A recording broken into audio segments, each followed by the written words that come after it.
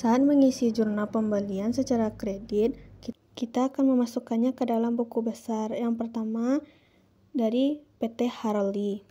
Yang pertama kita masukkan balance-nya dulu, revenue-nya dikasih centang, kemudian tulis di balance harga 17.650.000. Kemudian tanggal 6 ada purchase, letakkannya di kredit karena kita melakukan pembelian. Karena akun nominal utang ada di kredit. Kemudian tambahkan dengan 17.650.000. Dan dapatlah hasilnya 22.253.750.000. Selanjutnya di tanggal 27 itu adalah kita melakukan pembayaran kepada PT Harley atas utang kita sejumlah Rp4.603.750. Maka dikurankan dengan 22.253.750. Maka dapatlah hasilnya Rp17.650.000. Selanjutnya adalah PT Faderick. Pertama kita isi dulu tanggal, isi dulu pertama balance, referensinya centang. Di balance-nya itu kita letakkan di kredit sebesar Rp17.650.000. Yang selanjutnya tanggal 4 kita melakukan pembelian dengan diletakkan di kredit karena ini utang sebesar Rp4.460.000 kemudian ditambah dengan Rp17.650.000, dapatlah Rp22.110.000. Kemudian kita melakukan pembayaran tanggal 14 yaitu sebesar Rp4.460.000, maka dikurang dengan Rp22.110.000, maka dapat hasilnya Rp17.650.000. Ini hanya terkhusus untuk kita melakukan satu pembelian secara kredit. Caranya itu yang penting bila ada kredit sama kredit ditambah, bila debit dengan kredit maka dikurang. Maka dapatlah hasil saldo utang. Setelah menyelesaikan jurnal, kita akan mengisi buku besar pembantu piutang. Nama pertama toko Louis, kita masukkan pertama balance, referensinya centang. Letakkan di debit karena akun nominal piutang atau receivable itu adalah di debit. Maka balance-nya itu kita isi 4 juta. Kemudian tanggal 10 dia melakukan pembelian kita secara kredit, letakkan di debit sebesar 2.664.000. Maka di balance-nya debit di 4 juta ini kita tambahkan 2.664.000. Kemudian tanggal 15 dia membayar kembali piutang, maka letakkan di kredit. Kemudian 6.664 kita kurangkan dengan 2.064.000, maka dapatlah hasil akhirnya itu 4 juta. Selanjutnya toko Vincent. Pertama kita isi dulu balance karena sebelumnya itu ada balance sebesar 6 juta. Kemudian yang melakukan pembelian secara kredit kepada kita, maka letakkan di debit sebesar 3.063.000. Maka di debit bertemu debit maka ditambah berarti 6 juta ditambah 3.063.000. Maka dapat hasilnya itu 9.063.000.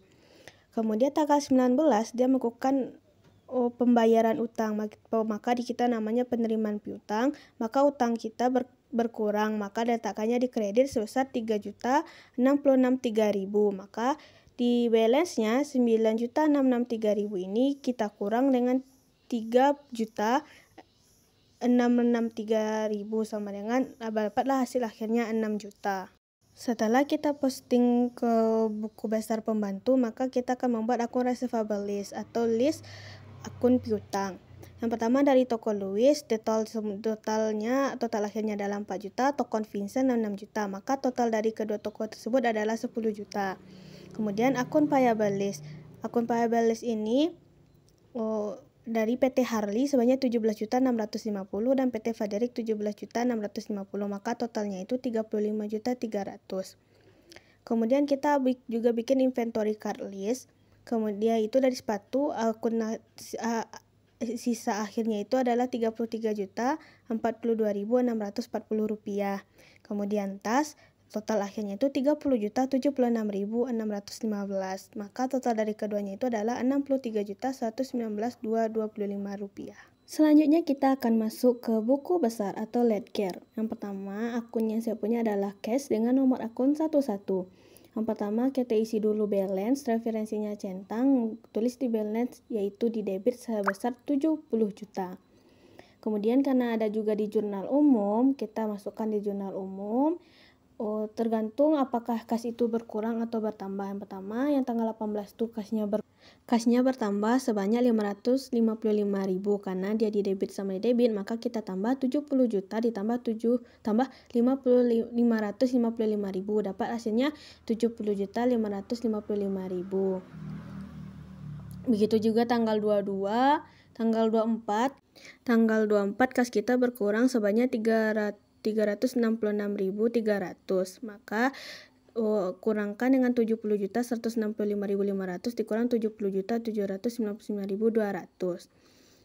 Begitu juga sebaliknya, yang penting debit sama debit ditambah, bila debit bertemu kredit maka hasilnya dikurang, dan hasil akhirnya itu adalah balance kita nantinya. Selanjutnya ada petty cash dengan nomor akun 1112.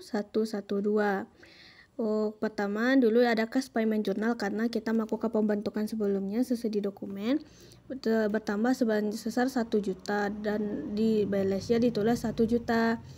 Kemudian kita lihat pada jurnal petty cash, kemudian kita masukkan ke buku besar dan dapatlah hasil akhirnya. Kemudian ada prepaid insurance, nomor akunnya 113. Yang pertama kita masukkan balance, referensinya centang, letakkan di debit sebesar 15 juta. Nah, kemudian akun receivable atau piutang, nomor akunnya itu 114. Pertama kita masukkan balance sebanyak 10 juta. Kemudian ada sales journal, dia pun bertambah sebanyak 6.327.000. Kemudian di pas cash receipt journal, piutang kita berkurang karena ada orang membayar, karena customer membayar utangnya sebanyak 6.327.000. Kemudian lanjut ke allowance full debt, yaitu pengisian piutang tak tertagih dengan nomor akun 1115. Kita cuma ambil di balance, referensinya centang, kita letakkan di kredit. Kenapa? Ini bersifatnya untuk mengurangi piutang, tapi dia tetap masuk di akun 1, maka kalau di neraca maka dia akan dikurang sebanyak 500.000.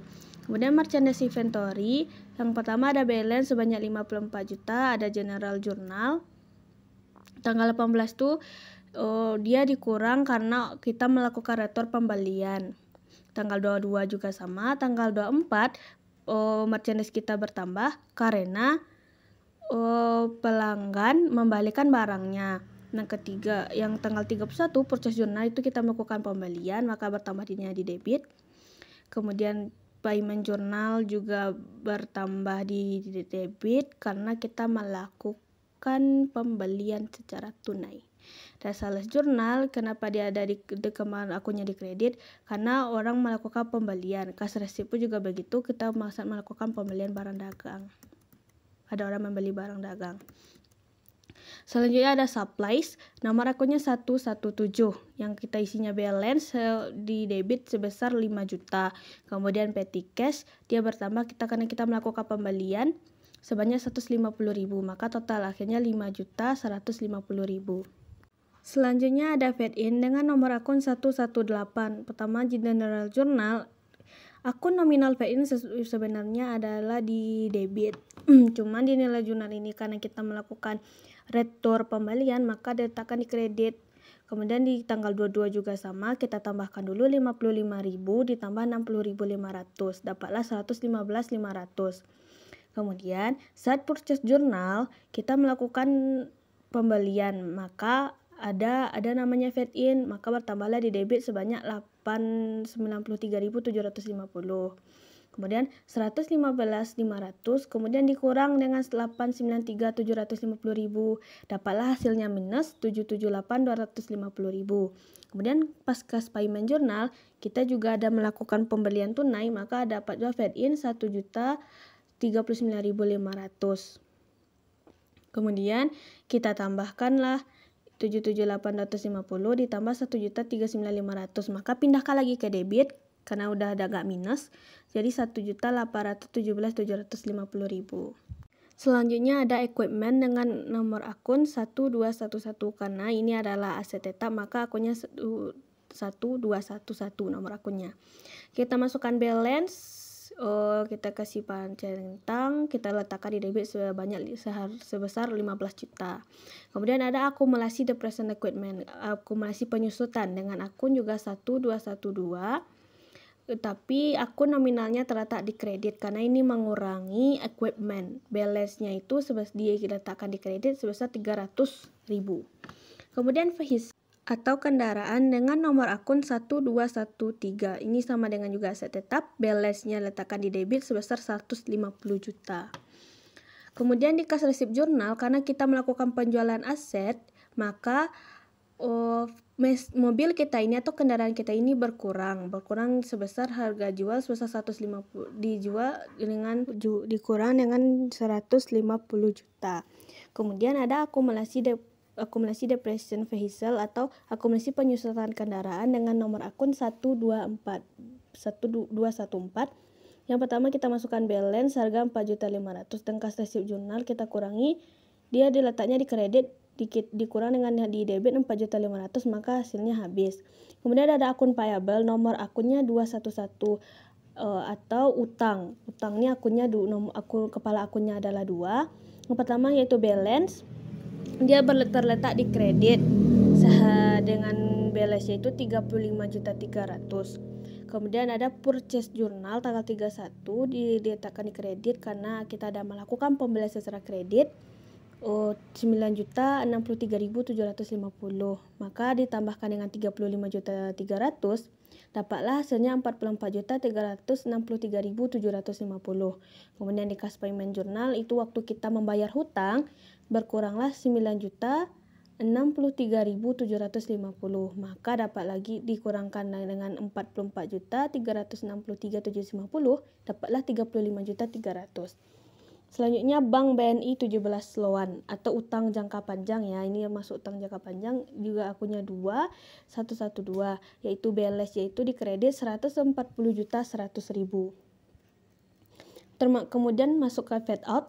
Fade out itu pertama dari general journal. Akun nominalnya sebenarnya dari kredit dengan nomor akun 2113. Tapi karena general journal kita orang mengembalikan barang kepada kita, maka datanya di debit 36.300. Letakkan di debit 36.300. Kemudian di sales journal kredit karena kita ada menjual dengan total 627.000, kemudian dikurang dapat diletakkan kembali di hasilnya di kredit 590.700. Kemudian di cash receipt kita tambahkan 471.900 ditambah 590.700 dapatlah 1.062.600. Selanjutnya adalah equity dengan nomor akun 311.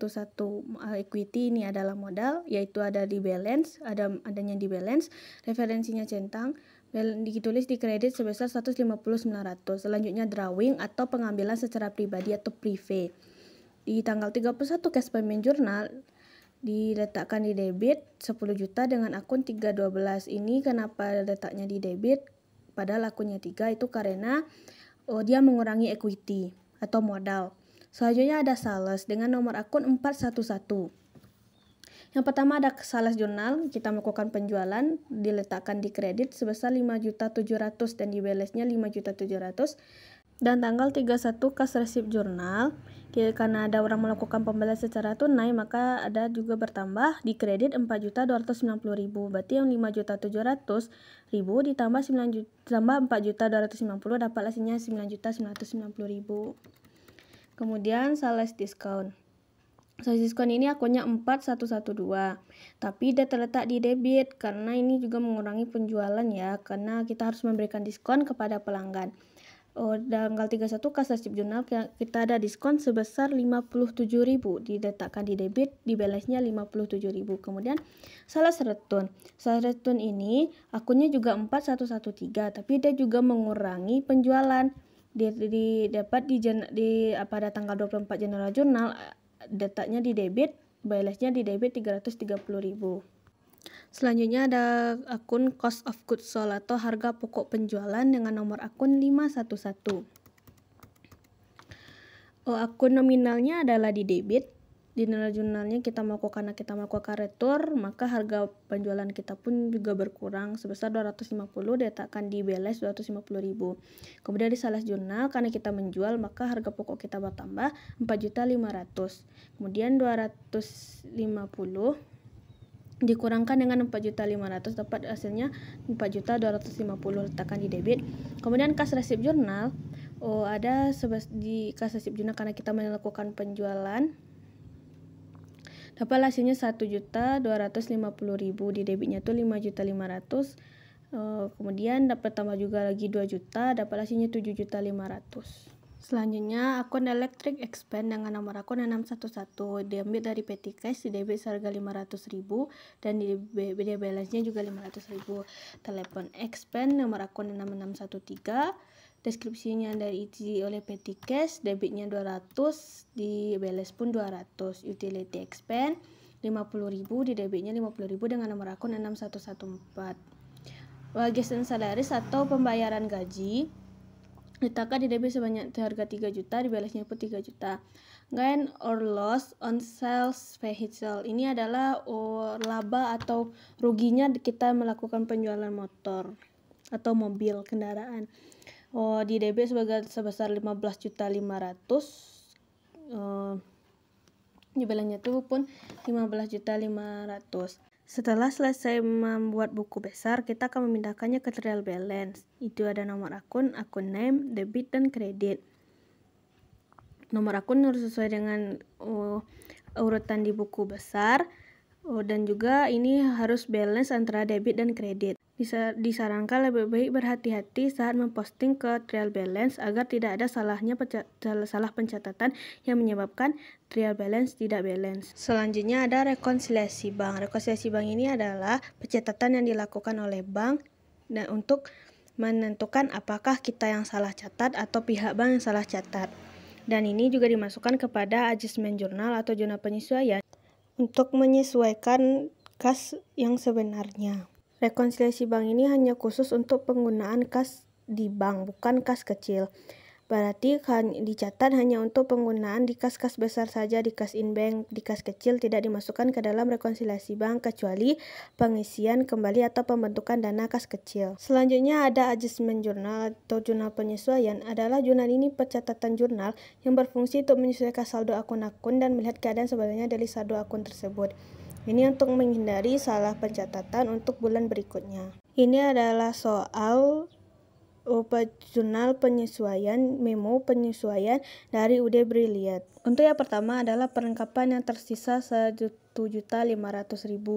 Maka jurnal kita di jurnal penyesuaian adalah yang pertama adalah supply expense berada di debit, supplies ada di kredit. Angka yang dimasukkan ke dalam supply expense dan surplus ini adalah angka yang tersisa dari yang dipakai. Berarti supplies yang di awal dikurang dengan perlengkapan tersisa 1.500.000. Maka dapatlah hasilnya 3.650.000. Untuk soal yang kedua ada diketahui PPN masukan sebesar 1.817.750 dan PPN keluaran sebesar 1.062.600. Maka jurnalnya seperti ini, yaitu fade out-nya berada di debit per paid tax. Kenapa kita mengambilnya pajak dibayar di muka? Karena fade out dan fade in-nya, fade out terlalu kecil sedangkan pajak yang sudah kita bayar 1.817.750. Sedangkan pajak yang harus dibayarkan cuma 1.062.600, maka adalah per paid tax sebanyak 755.150.000. Soal selanjutnya itu peralatan disusutkan 2% setiap bulan. Untuk mencarinya itu kita harus melihat neraca saldo kita, kemudian dikali 2% setiap bulan, maka dapatlah hasilnya itu adalah 300.000. Dan pencatatan di jurnal adjustment yaitu akunnya yaitu depreciation equipment expense, berarti penyusutan beban penyusutan peralatan terletak di debit sebanyak 300.000. Kemudian di kreditnya akumulasi depreciation equipment, akumulasi penyusutan peralatan kita letakkan di kredit sebesar 300.000 juga. Soal selanjutnya adalah piutang di dagang di neraca saldo totalnya 10 juta. Penyisian piutang tak tertagih ada 400.000. Di akhir periode ditaksir kerugian piutang dari perusahaan UD Brilet itu ada 450.000. Maka di jurnalnya kita tulis bad debt expense di debit sebesar 50.000, pengurangan dari 450 dikurang 400, kemudian dapat 50.000. Kemudian ada allowance for doubtful debt. Penyisiannya itu ternyata cuma 50.000, terletak ada di kredit. Soal selanjutnya adalah asuransi dibayar di muka untuk 1 tahun dibayar 1 Juni 2023. Untuk mendapatkannya kan kita sudah pakai 6 bulan, berarti kan dari bulan Juni ke bulan Desember. Maka kalau berarti 1 bulan itu ada 1.250.000. Kemudian karena kita udah pakai selama 6 bulan, maka kita kali 6 dapatlah hasilnya 7.500.000. Kemudian yang kita masukkan ke dalam adjustment jurnal ini adalah yang sudah terpakai, yaitu 7.500.000. Jurnalnya adalah expense insurance atau beban sewa yang sudah kita pakai itu sebesar 7.500.000. Kemudian ada prepaid insurance, asuransi sudah kita bayar di muka. Untuk yang selanjutnya ada 7.500.000 letaknya di kredit dan expense itu di debit. Selanjutnya kita melakukan penyesuaian untuk rekening koran karena kas kita di neraca dari perusahaan dengan bank dapat selisih yang begitu jauh. Dan kesalahannya yang pertama, ada pendapatan bunga sebesar 3.500.000, ada beban administrasi bank, beban penagihan piutang sebesar 6 juta, kemudian ada biaya penagihan sebesar 200.000. Dan hal ini belum dicatat oleh perusahaan. Yang pertama untuk pendapatan bunga, jurnalnya itu adalah cash sebesar di debit sebesar 3.500.000 dan ada interest income atau pendapatan bunga di kredit sebesar 3.500.000. Kemudian bank service charge adalah beban administrasi dari bank sebesar 500.000. Cash karena kita mengeluarkan uang, cash kita berkurang sebanyak 500.000. Kemudian karena bank sudah menagihkan piutang, maka piutang kita berkurang, kas kita bertambah. Kas kita bertambah di debit sebanyak 6 juta, akurasi fabel kita bertambah 6 juta. Kemudian ada collection expense atau biaya penagihan sebesar 200.000 dan kas kita juga berkurang 200.000. Dan dari total seluruhnya itu ada 23.517.750.